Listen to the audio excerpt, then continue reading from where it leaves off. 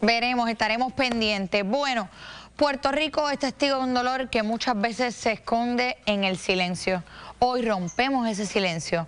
Víctimas de abuso sexual nos cuentan lo que vivieron, cómo sobrevivieron y cómo el sistema en demasiadas ocasiones les falló. Muchas víctimas de agresión sexual lo que piden es un alto a campañas de silencio, pero también piden derechos que las protejan.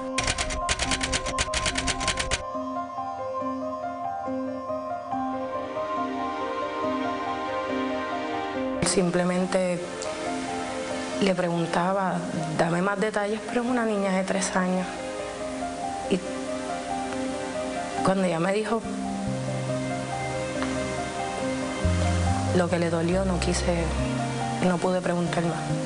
Cuando yo estoy en el baño con ella, que ella se está bañando, ella me verbaliza y me muestra lo que le hicieron. ¿Cómo te lo mostró? Con sus manos. Era el cuidado donde yo la tenía, con licencias, todo, los permisos. Es un centro, no es una casa, o sea, era un centro de cuidado con permisos y todo. Pues el esposo de la dueña del cuidado sí le hizo daño a mi hija. Y si mi hija no hubiese podido hablar, ¿ves a dónde voy? El sistema tiene que responder por las personas que no pueden hablar o no se atreven. Me cuenta las cosas, todavía me explica, tiene un vocabulario mayor, pero yo tengo que escuchar a mi hija repitiéndome lo mismo cada vez que ella lo recuerda o cada vez que algo, y ella me da detalles y ella me muestra y yo lo veo en sus ojos y yo lo veo en su cara, en su inocencia. Eso es lo que más duele. No hay manera de que yo le diga a una mamá algo para que se sienta bien, que yo le puedo decir, vas a llorar, vas a gritar. Y sabes que ventílalo, llora, grita, vomita si es posible. Hazlo. Yo no te puedo decir que te aguantes eso, ese dolor. El siguiente caso, al igual que Lideliz, espera justicia luego de 5 años de haber sido agredida sexualmente. ¿Qué pasó? Yo fui atacada y agredida sexualmente por un hombre extraño, en la cual yo tuve que convencer al hombre de que no me matara. Entonces, después de ahí fuimos a reportar el caso. Entonces, ese fue el comienzo. Pensé que iba a ser tan simple como, ok, ya lo van a meter preso. Sucedió en el área de Barceloneta. El caso fue visto por Arecibo, por distritos sexuales de Arecibo. Pues lo más difícil fue, al igual que Lideliz, tocar en tantas puertas, hacer lo imposible por tratar de obtener justicia y que no pasara nada. O sea, básicamente sentir que el concepto de lo que es la dignidad humana no está ahí. Ellas no piden que se enmiende la Carta de Derechos de las Víctimas que ya existe en Puerto Rico. Piden añadirle derechos que no tienen o crear una nueva ley porque alegan que la actual provoca que el agresor salga por la puerta ancha sin ninguna consecuencia. ¿Qué ha hecho la justicia y las autoridades de Puerto Rico? Tú esperas una empatía, tú esperas que te digan, pues dale, vente, vamos a tomar la querella. Que llegué y me mandaron a otro lugar. Y yo tuve que irme a otro cuartel a hacer la querella. Yo quebrantada, con mi hija en mano, muerta en vida, zombie, tuve que ir a otro cuartel. Se hizo la querella, pero después no pasó nada en la investigación. Sí vino el cierre y todos se ampararon y se escudaron a través del cierre. No hay personal, no tenemos muchos casos, la pandemia disparó los casos. Yo no quiero escuchar eso. ¿Esta persona llegaron a arrestarla, lo procesaron? No nos quisieron dar una explicación. Pedí que mi caso lo transfirieran de Arecibo San Juan. Lo transfirieron, pero todavía no sé qué está pasando, no me han asignado un fiscal. ¿Qué proponen para mejorar o crear una ley? En Puerto Rico, la Carta de Derechos para las Víctimas se ha enfocado históricamente en el proceso legal, pero la propuesta de estas víctimas va mucho más allá. Esta nueva carta pone al centro a las sobrevivientes, sus emociones, sus decisiones y su bienestar. Según Carla Hernández, revisaron cada artículo con mucho cuidado para asegurarse de que no causara problemas legales más adelante. Este borrador se creó después de comparar leyes parecidas en otros estados y también en países de Latinoamérica y Europa. Nuestros hijos nos necesitan. Si no somos nosotros, ¿quién lo va a hacer?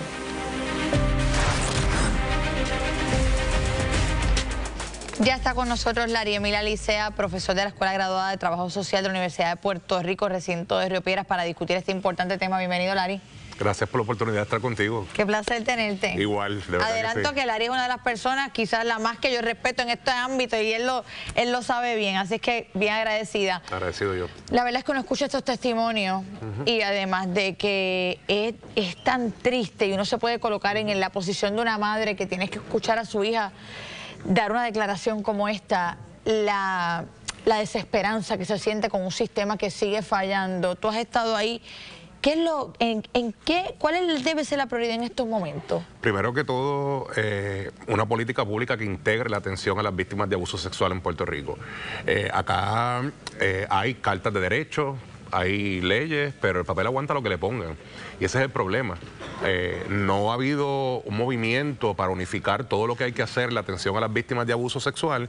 Y, por ejemplo, algo que sale en el reportaje que a mí me llenó de indignación cuando lo vi temprano, que voy a un cuartel y me dicen que aquí no es, tengo que ir a... ¿Sabes lo que es una persona con una hija víctima de abuso sexual que tenga que moverse de un cuartel a otro, porque ese es el cuartel que no la va a atender cuando se supone... como si fuera la querella de un accidente de carro. Claro, y eso lo que hace es desanimar a las víctimas, revictimizarlas en el proceso.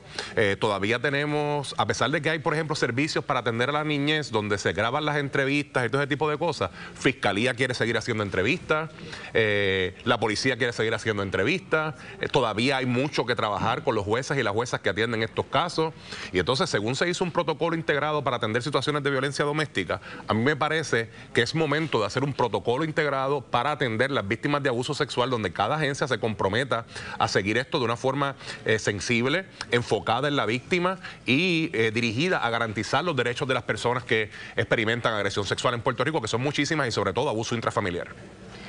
En este caso, la realidad es que cuando uno ve el sistema, ve que no hay una colaboración interagencial o no hay una preparación, muchas veces en aquellos que les toca lidiar directamente con estas víctimas, desde el cuartel policíaco, desde la Fiscalía, desde el Departamento de Justicia. Claro. ¿Ha habido algún esfuerzo por trabajar con la educación y capacitación de quienes les toca intervenir en estos casos?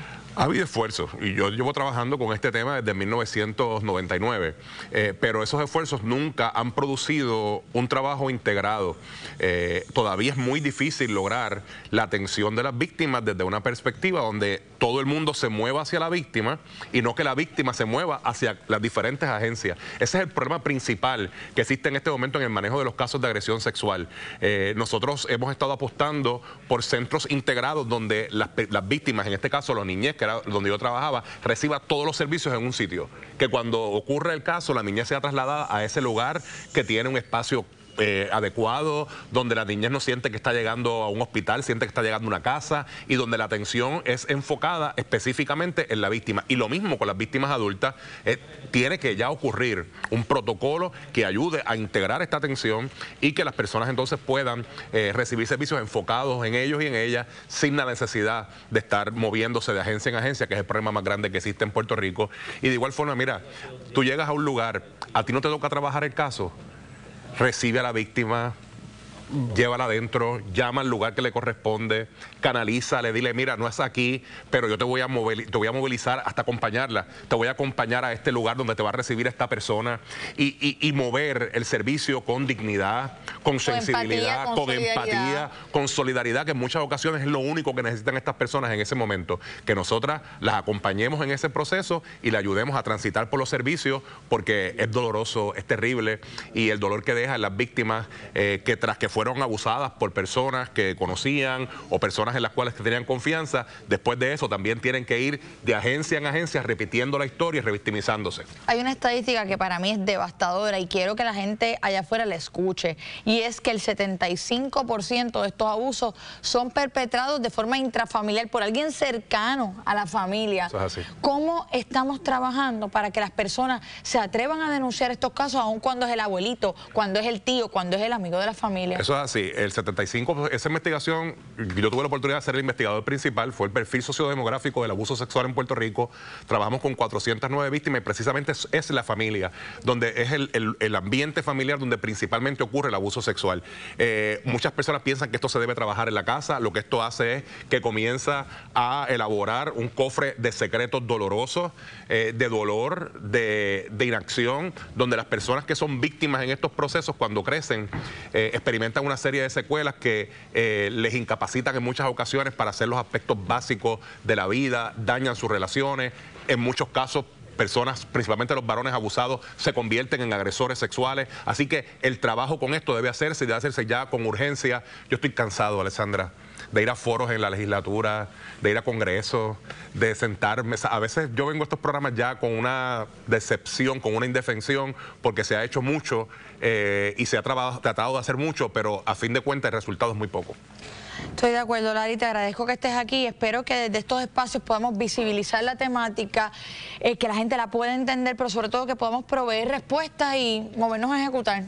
Así Gracias, que agradecida de tenerte. Gracias por la oportunidad. Bueno, es un tema que yo sé que es duro para muchos escucharlo y por eso lo seguimos, como dijo ahorita, barriendo debajo de la alfombra. Pero cuando miramos las estadísticas, la cantidad de referidos, la cantidad de menores esperando porque alguien toque la puerta y los salve de este tipo de tragedia o pesadilla que viven todos los días, la verdad es que siento que estamos haciendo muy poco y con nuestra inacción quizás somos cómplices de cómo le hipotecamos el futuro a tantos niños y niñas allá afuera. Así es que desde este espacio continuaremos dándole la pelea al abuso de menores en Puerto Rico, fiscalizando y educando. Antes de irme, Ferdinand, permíteme celebrar a nuestro productor de exteriores, Armando González, que hoy se gradúa y obtuvo su bachillerato. Así que, Mango Films, felicitaciones, siempre orgullosos de tu trabajo acá. Ahora sí, Ferdinand, los dejo con Jugando Pelota Dura. Más que merecido ese espacio ahí con Armandito, que ha logrado ya terminar su bachillerato. Mango Films. Otro socio nuestro aquí, otro joven estudiante que echa hacia adelante. Bueno.